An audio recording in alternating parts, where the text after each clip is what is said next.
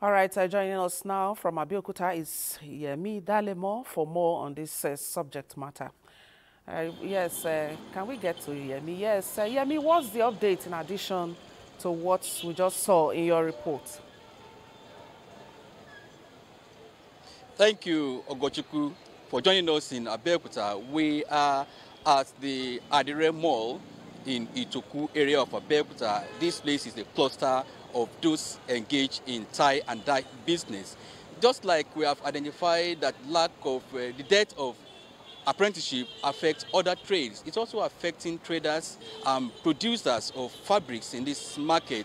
And we've been able to identify the reason why some of our youth are not willing again to sit down under a master for 3-4 years to learn a skill, because they need to make it on time and they need to meet their personal needs. But one thing that is very clear is that there are so many opportunities in our youth if they are able to be patient enough to learn a trade or a skill. It will not only provide employment for them, it will raise the GDP of our country, and it will also make them to be self-reliant.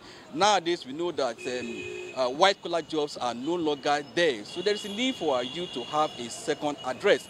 But now, the problem lies in the fact that many of our youth are not willing to pay that price or the sacrifice.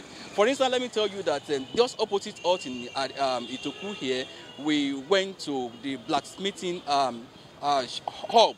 That place used to be full of about 100 men and women engaged in this business. But while we got there, I tell you that we only have 3 of them remaining, and their ages are between 75 and 78. Now tell me, what is going to happen in the next 10 years to that kind of business, since our youth are no longer interested in this?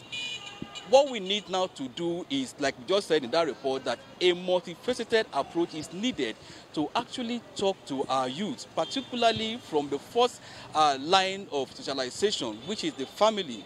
The parents has a lot of work to do to encourage their children on the proper way they need to live their lives. They need to give them something apart from the certificates.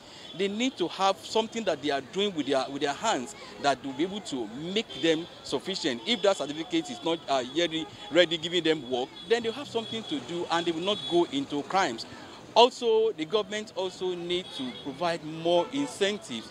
Thank God for the President Bola Ahmed Tinubu, who is making several efforts in the vocational education nowadays, that people are actually interested in that. More of this still needs to be done so that our youth will know that there is dignity in labor, and they know that there is need for them to take sacrifice before they can actually enjoy in life.